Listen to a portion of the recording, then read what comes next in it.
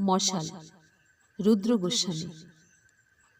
কন্যা সন্তান প্রসব করার অপরাধে আসামের যে মেয়েটাকে পুড়িয়ে মারা হয়েছিল, আজ তার মৃত্যুবার্ষিকী।